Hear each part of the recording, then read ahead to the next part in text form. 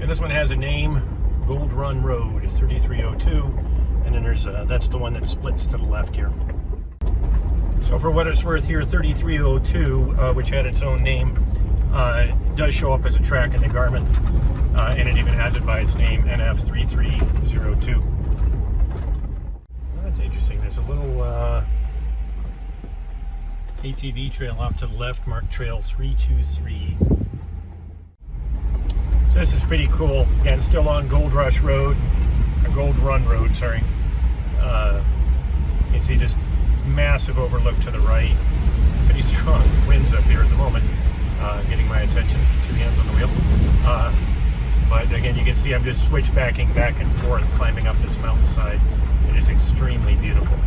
Now, to my knowledge, I have to do the same thing coming back down. I don't think this road goes anywhere, but we'll see.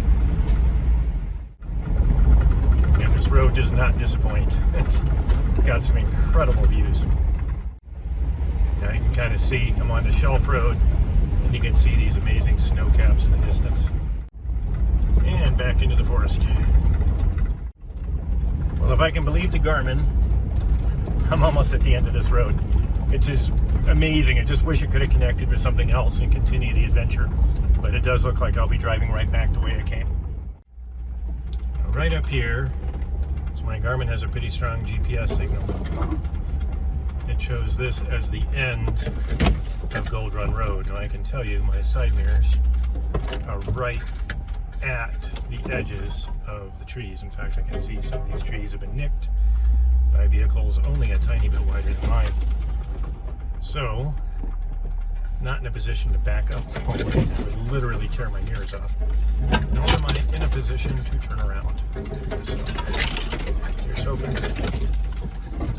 I can get out of here without completely losing an antenna. And I'll tell you, even as good as the turning circle on this truck is, there's not a lot of good spots here to turn around, which means if I have to back out of here, not only will I knock my mirrors off, I'll be going incredibly slowly. I think it's time to put up my window since that one just thwacked me in the head. Yeah, it looks like it maybe opens up a little bit up there. Even with a high-end camera, images will never do justice to the actual sights and sounds of the experience.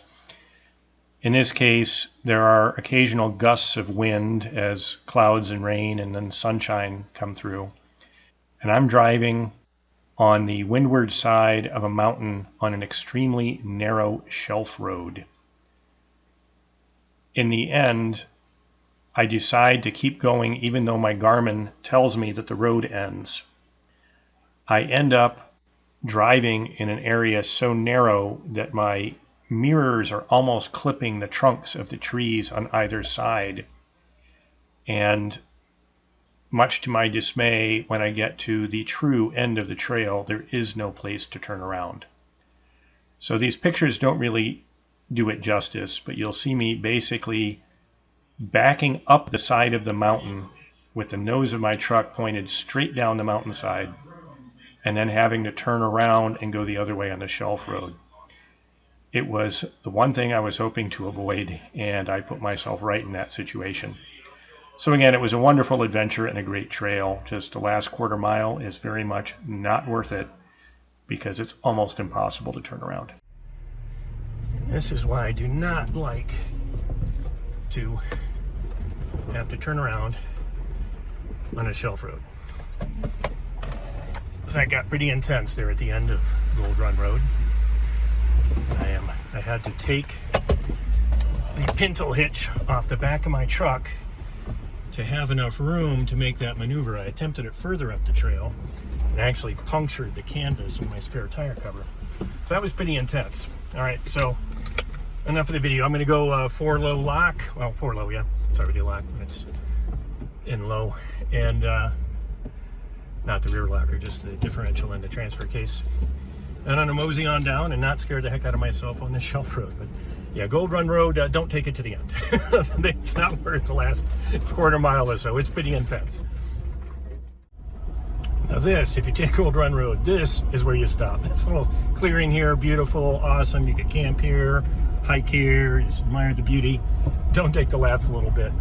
the Garmin and the guy I showed it ending, and sure enough, I took it right to that end, a little past where the Garmin said, right to where the guy said, and yeah, I didn't like that. I do not like turning around on super narrow shelf roads where I have to back the rear end of the truck. Again, a vehicle without the approach and departure angles of this truck and its turning radius, that would have been a whole lot of no fun. As it was, I had to take the pintle hitch off, and I did puncture the canvas of my spare tire cover. Okay, honestly, that got a little intense. It was fun, but definitely got a little intense. And it's after 5. So as much as I'd like to keep checking out these tracks because they go fantastic places, I'm going to get back. I'm going to go back the way I came, 120. I think I will cut across 613 like I originally planned, this time on the way back. And I should get back by 6 or so. So I probably won't do much taping. I've pretty much already shown all the tracks I'm going to go back on. Well, I'm not completely alone. I just drove by 2 guys on dirt bikes, actually a guy and a gal, and then saw this side-by-side coming. I've been trying to be careful, go a little quick, but not too fast. And wow, there was a really deep mud hole just over a little rise that I couldn't see. Fortunately, I didn't break anything. They kind of laughed. I said, yeah, that was deeper than I thought. And they said, yeah, it sounded like it. Okay, I'm at the end of 613, 513. I'm at just shy of Highway 89. It's about 20 to 6, so I made decent time. I was maybe going a little too fast one place. I came over a rise, and all of a sudden it was really deep, and my left front tire was not happy with me. But it doesn't appear to have damaged anything.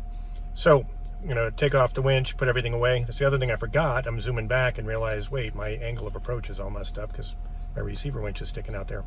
But so far, the only damage has been the puncture of the canvas spare tire cover, so consider that fortunate. So quick demonstration of why belts and suspenders are important. Got to the 4th tire, the CO2 ran out. Pretty sure it ran out. I don't think the regulator froze up. It wasn't that cold. So I did totally swap out the propane tank, even though there was a little bit left in it. Didn't do that with the CO2 tank. Fortunately, I got 3 of the 4 tires, so the last one won't slow me down too much. And that's why I carry a cheap 12-volt air compressor in addition to the CO2.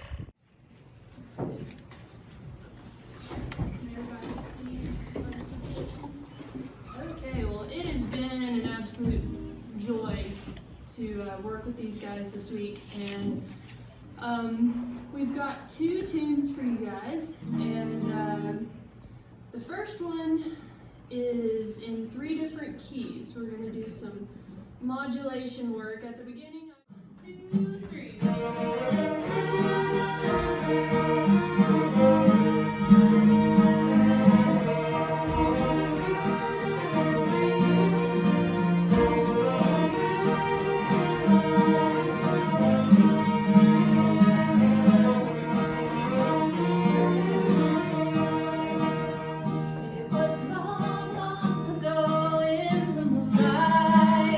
We were sitting on the banks of the stream.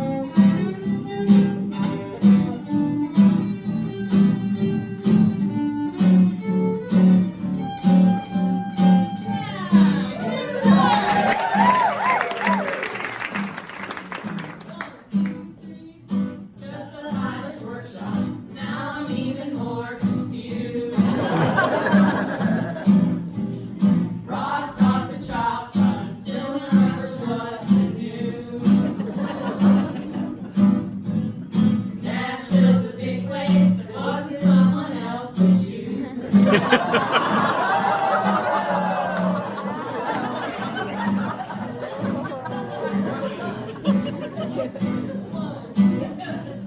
auction was a huge hit. We love not raising dues. And I thought it'd be cool to have one of Natalie's tunes. But I didn't have an extra $2,000, so I'm stuck with the blue.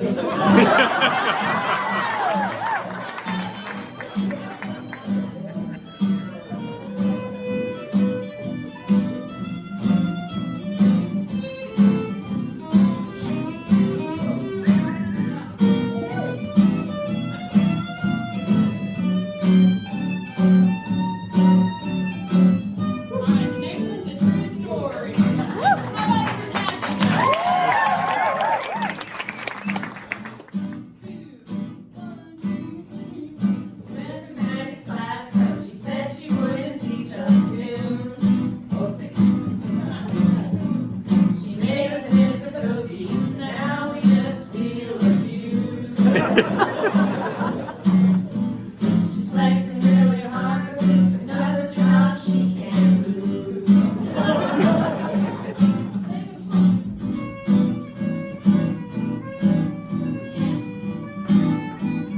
Yes, sir. Come on, Katie.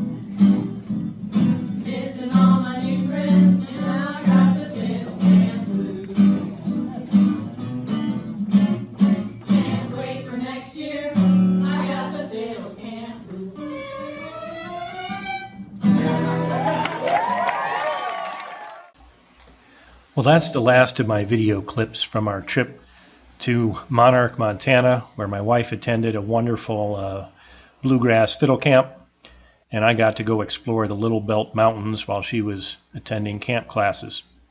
Now, every evening, the faculty provided a concert worthy of the Grand Ole Opry. They're amazing musicians, and they performed for us every evening.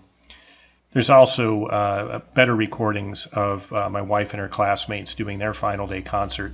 So I'll put the links to those videos in the description to this one. If you love bluegrass, trust me, click on them. Very entertaining, and it was just an absolute wonderful experience. I hope you enjoyed these videos. If I do anything like that in the future, I'll make more.